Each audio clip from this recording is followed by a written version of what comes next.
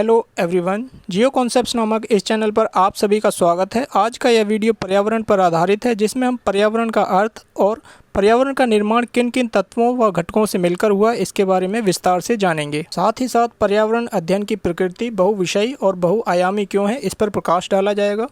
और इस वीडियो के अंत में पर्यावरण पर आधारित कुछ इंटरेस्टिंग प्रश्न अभ्यास के लिए दिए गए हैं। तो आइए पर्यावरण पर चर्चा शुरू करते हैं। पर्यावरण के अगर शाब्दिक अर्थ को देखा जाए तो पर्यावरण शब्द का उद्भव फ्रेंच भाषा के environner, शब्द से हुआ है, जिसका अर्थ है चारों ओर से घेरना। जबकि हिंदी में पर्यावरण दो शब्दों से मिलकर बना है, परि यानी चारों ओर और आवरण यानी घेरे हुए या फिर ढके हुए, अर्थात वो सभी पदार्थ जो हमें चारों ओर से घेरे हुए हैं या ढके हुए हैं। आइए पर्यावरण की परिभाषा पर एक नज़र डालते हैं। विश्व शब्दकोश ब्रिटेनिका के अनुसार जीवों को प्रभावित करने वाले बाह्य प्रभावों का योग पर्यावरण है, जिनमें प्रकृति की भौतिक और जैविक शक्तियाँ सम्मिलित होती हैं, जिनमें जीव सदैव आवृत होता है। जबकि यूनिवर्सल विश्व शब्दकोश के अनुसार पर्यावरण उन सभी दशाओं, प्रणालियों और प्रभावों का योग है जो जीवों, प्रजातियों के विकास, उनके जीवन व मृत्यु को प्रभावित करता है।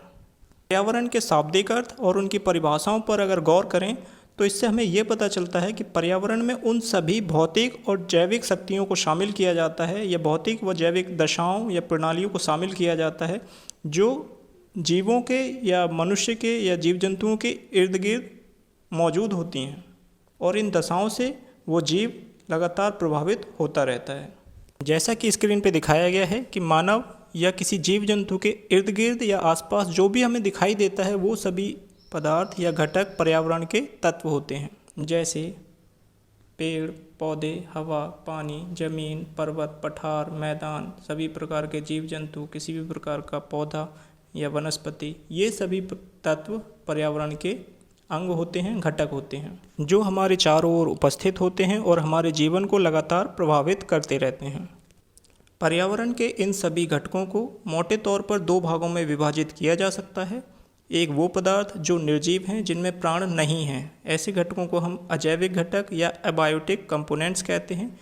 जबकि दूसरी ओर उन तत्वों को या घटकों को शामिल किया जाता है जिनमें जीवन है, जिनमें प्राण हैं, ऐसे तत्वों को जैविक घटक या बायोटिक कंपोनेंट्स कहते हैं। इनके कुछ उदाहरण स्क्रीन पर दिखाए गए हैं। पर्यावरण में उपस्थित सभी अजैविक घटक जैसे बादल, वायु, पत्थर, भूमि, जमीन, पर्वत, मैदान, खनिज पदार्थ इत्यादि सभी घटक पृथ्वी पर मौजूद 3 मंडलों में से किसी एक मंडल का हिस्सा होते हैं, और ये मंडल हैं स्थल मंडल, जल मंडल और वायुमंडल। इसी प्रकार से सभी जैविक घटक या बायोटिक कंपोनेंट्स हमारे पृथ्वी पर उपस्थित बायोस्फीयर या जैव मंडल का हिस्सा होते हैं। पर्यावरण में मौजूद इन सभी जैविक और अजैविक घटकों के बीच लगातार ऊर्जा और पदार्थों का प्रवाह होता रहता है। खाद्य श्रृंखला के द्वारा ऊर्जा का प्रवाह होता है, जबकि बायो जियोकेमिकल साइकिल के द्वारा पदार्थों का चक्रण इनके बीच होता हुआ देखा जाता है।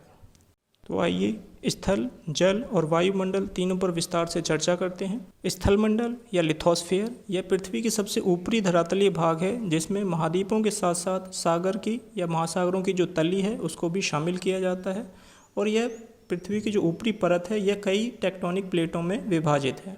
इस लिथोस्फीयर की जो मोटाई है वो कई सौ किलोमीटर की है, जिसमें हम ऊपरी क्रस्ट अर्थात भूपरपट्टी और उसके साथ साथ ऊपरी मेंटल का कुछ भाग इसमें शामिल करते हैं। यह पृथ्वी की कठोर चट्टानी सतह होती है, जिसमें हम मृदा या भूमि के साथ साथ कंकड़, पत्थर, रेत, चट्टानें, खनिज आदि को शामिल करते हैं। इस मंडल के लिए लिथोस्फीयर शब्द का प्रयोग जोसेफ बैरल महोदय ने किया था। दूसरा मंडल है जलमंडल या हाइड्रोस्फीयर। हाइड्रोस्फीयर एक जर्मन शब्द है जिसका प्रयोग एडवर्ड स्विस महोदय ने सर्वप्रथम किया था। जलमंडल में पृथ्वी के धरातल या उसके नीचे या पृथ्वी की सतह पर कहीं भी अगर जल मौजूद है तो उसको शामिल किया जाता है। इसमें महासागर, नदियाँ, झीलें, तालाब, भूमिगत जल, जलाशय आदि सभी शामिल किए जाते हैं।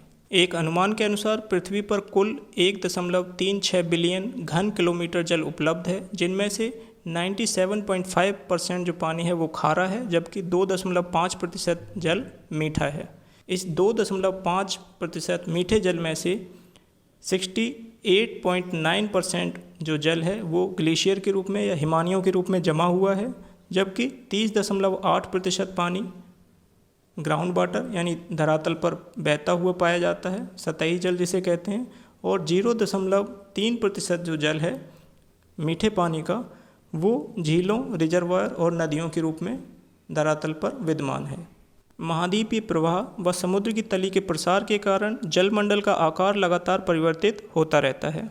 अजैविक घटकों का अगला महत्वपूर्ण भाग है वायुमंडल या एटमॉस्फेयर। एटमॉस्फेयर या वायुमंडल वास्तव में गैसों का एक आवरण है जो गुरुत्वाकर्षण बल के कारण पृथ्वी के साथ लिपटा हुआ है। इसमें अनेकों प्रकार की गैसें पाई जाती हैं, जैसे नाइट्रोजन, ऑक्सीजन, कार्बन डाइऑक्साइड तथा अन्य गैसें। और गैसों के साथ साथ वायुमंडल में राख, धूल के कण व जलवाष्प आदि शामिल होते हैं। यह वायुमंडल गंधहीन, रंगहीन, स्वादहीन गैसों का मिश्रण है जो कि पारदर्शी है। इस वायुमंडल की मोटाई कई सौ किलोमीटर है, जिसमें गुणों के आधार पर विभिन्न प्रकार की परतें पाई जाती हैं, जैसे क्षोभ मंडल, समताप मंडल, ओजोन मंडल, आयन मंडल, बाह्य मंडल। और प्रत्येक परत की या लेयर की अपनी विशेषताएं हैं और मानव जीवन को विकसित करने में विशेष योगदान देती हैं।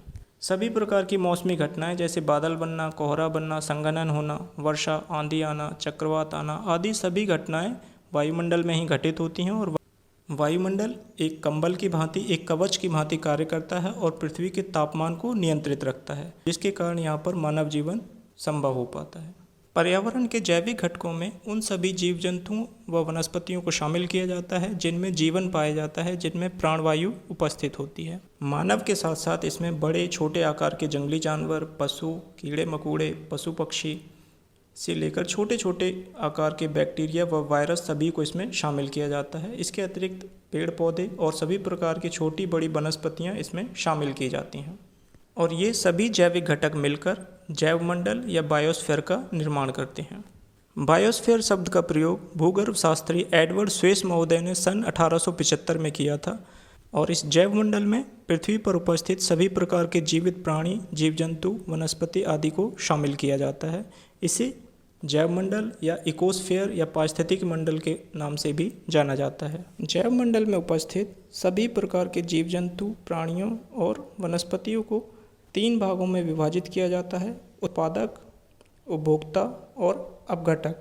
उत्पादक अपना भोजन स्वयं बनाते हैं और इसमें सभी प्रकार की वनस्पति को शामिल किया जाता है, जबकि उपभोक्ताओं में वो सभी जीव जंतु आते हैं जो भोजन के लिए उत्पादकों पर निर्भर करते हैं। इसमें इनको आगे 3 कैटेगरी में डिवाइड किया गया है: शाकाहारी जो पेड़ पौधों को खाकर अपना गुजारा चलाते हैं, दूसरा है मांसाहारी जो दूसरे जीव जंतुओं को खाकर गुजारा करते हैं, तीसरा है सर्वाहारी जो वनस्पतियों से और जीव जंतुओं को खाकर अपना गुजारा करते हैं।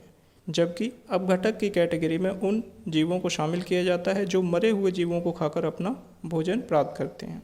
इस प्रकार हमने देखा कि पर्यावरण में मौजूद सभी घटक या सभी तत्व या सभी पदार्थ मोटे तौर पर 2 भागों में बांटे जाते हैं: जैविक घटक और अजैविक घटक, जो कि आगे चलकर किसी एक मंडल का हिस्सा होते हैं 4 मंडलों में से, जैसे स्थलमंडल, जलमंडल, वायुमंडल और जैवमंडल। जैसा कि आप स्क्रीन पे देख पा रहे हैं, स्थलमंडल, जलमंडल और वायुमंडल इन तीनों का अपना अलग अस्तित्व है और जहाँ पर ये तीनों मंडल आपस में मिलते हैं वहाँ पर जीवन की उत्पत्ति होती है और वहाँ पर बायोस्फीयर या जैवमंडल पाया जाता है। इस प्रकार हमने पर्यावरण का अर्थ और उसके विभिन्न घटकों को विस्तार पूर्वक जाना और इसी पर्यावरण का अध्ययन करने वाले विषय को या सब्जेक्ट को पर्यावरण अध्ययन या एनवायरमेंटल स्टडीज़ के नाम से जाना जाता है। इस विषय के अंतर्गत मानव की पर्यावरण के साथ परस्पर क्रियाओं का क्रमबद्ध अध्ययन किया जाता है। इस विषय की उत्पत्ति होने का मुख्य कारण या इस विषय को इतना अधिक महत्व दिए जाने का मुख्य कारण ये है कि मानव इस पृथ्वी पर सबसे विध्वंसक प्राणियों में से एक है, जिसने अपनी विकास प्रक्रियाओं के द्वारा, विकास क्रियाओं के द्वारा प्रकृति को पूरी तरह से तहस-नहस कर दिया है, जिसका परिणाम यह है कि पृथ्वी पर मौजूद हजारों प्रजातियां अपना अस्तित्व खो चुकी हैं, विलुप्त हो चुकी हैं और सैकड़ों प्रजातियां विलुप्त होने की कगार पे हैं। परिणाम यह है कि अब जैव विविधता धीरे धीरे समाप्त होती जा रही है। इसीलिए मानवीय क्रियाकलापों का पर्यावरण के साथ किस प्रकार का सहसंबंध है, किस प्रकार का संबंध है, उसको क्रमबद्ध ढंग से अध्ययन करने के लिए पर्यावरण अध्ययन नामक विषय की उत्पत्ति हुई है। पर्यावरण का अध्ययन करने वाला दूसरा महत्वपूर्ण सब्जेक्ट है इकोलॉजी या पारिस्थितिकी। पारिस्थितिकी दो ग्रीक शब्दों से मिलकर बना है, ओइकोस जिसका अर्थ है मकान और लोगस जिसका अर्थ है अध्ययन। अर्थात इकोलॉजी में या पारिस्थितिकी में पृथ्वी को सभी जीवों के आवास स्थल के रूप में देखा जाता है, जिसमें विभिन्न जीवों के बीच किस प्रकार का सहसंबंध है, किस प्रकार का रिलेशन है, उसको स्टडी किया जाता है और साथ ही साथ उन जीवों का आसपास के भौतिक वातावरण से किस प्रकार का संबंध है उसको भी अध्ययन किया जाता है। अर्थात इसमें जीवित प्राणियों के बीच का संबंध और जीवित प्राणियों का अजैविक घटकों के साथ किस प्रकार का संबंध है, इन दोनों संबंधों का वैज्ञानिक अध्ययन किया जाता है। इकोलॉजी शब्द का प्रयोग सर्वप्रथम 1866 में जर्मन विद्वान एर्नस्ट हैकल महोदय ने किया था। आइए पर्यावरण अध्ययन की बहुआयामी प्रकृति को जानने और समझने का प्रयास करते हैं। जैसा कि हम जानते हैं, पर्यावरण का स्वरूप बहुत ही विस्तृत है और इसके बहुत सारे आयाम हैं, बहुत सारे पक्ष हैं और विभिन्न पक्षों को समझने के लिए हमें अलग अलग सब्जेक्टों, अलग अलग विषयों की आवश्यकता होती है। तो आइए विभिन्न विषय पर्यावरण को समझने में अपना क्या योगदान देते हैं, इसको जानने का प्रयास करते हैं। भौतिकी, रसायन विज्ञान, भूगर्भ विज्ञान, वायुमंडलीय विज्ञान, समुद्र विज्ञान, भूगोल आदि के मूलभूत जो सिद्धांत हैं उनके आधार पर हम अजैविक घटकों की भौतिक व रासायनिक संरचना, ऊर्जा स्थानांतरण व ऊर्जा प्रवाह को समझने का कार्य करते हैं। जबकि सिविल अभियांत्रिकी, पर्यावरण अभियांत्रिकी और रसायन अभियांत्रिकी सब्जेक्टों या विषयों का प्रयोग करके हम इनके माध्यम से पर्यावरणीय प्रदूषण को कैसे कम किया जाए, कूड़ा करकट आदि का कैसे निस्तारण किया जाए, स्वच्छ तकनीकी किस तरह से विकसित की जाए आदि के बारे में जानते हैं। जबकि वनस्पति विज्ञान, जीव विज्ञान, आनुवांशिकी, जैव रसायन और जैव प्रौद्योगिकी आदि विषयों का प्रयोग करके हम जीवन संबंधी जो विज्ञान है उनकी जानकारी हासिल करते हैं और पर्यावरण के जैविक संघटकों को और उनके आपसी संबंधों को जानने में हमें इन विषयों से मदद मिलती है। जबकि गणित, सांख्यिकीय और कंप्यूटर विज्ञान के द्वारा हम पर्यावरण को संरक्षण करने में, उसका प्रबंधन करने में सहायता प्राप्त करते हैं और साथ ही साथ इन विषयों के द्वारा पर्यावरण से रिलेटेड जो मॉडल होते हैं, प्रतिरूप होते हैं, उन्हें बनाने में भी मदद मिलती है। जबकि पर्यावरण के विभिन्न विकास प्रोग्राम जो होते हैं उनसे जुड़े हुए सामाजिक, आर्थिक और राजनीतिक पहलुओं को जानने के लिए हमें समाजशास्त्र और जनसंचार के जो विषय हैं उनसे हमें मदद मिलती है। जबकि पर्यावरण के निर्धारित कानून जो होते हैं उनको पालन करवाने में, उनके उचित प्रबंधन के लिए, उनके संरक्षण के लिए उपयुक्त व्यवस्था बनाने के लिए और लोगों से इन कानूनों को मनवाने के लिए क्या व्यवस्था की जानी चाहिए, इसकी जानकारी हमें कानून विषय से प्राप्त होती है। इस प्रकार पर्यावरण के संघटकों, उनकी क्रियात्मक विशेषताओं तथा पर्यावरणीय समस्याओं और पर्यावरणीय समस्याओं के समाधान के लिए अपनाए जाने वाले विभिन्न उपायों को बारीकी से जानने और समझने के लिए हमें विभिन्न विषयों की आवश्यकता होती है। यही कारण है कि पर्यावरण अध्ययन को एक बहुआयामी विषय के रूप में जाना और पहचाना जाने लगा है। यहाँ पर्यावरण पर आधारित कुछ इंटरेस्टिंग मल्टीपल चॉइस क्वेश्चंस अभ्यास के लिए दिए गए हैं।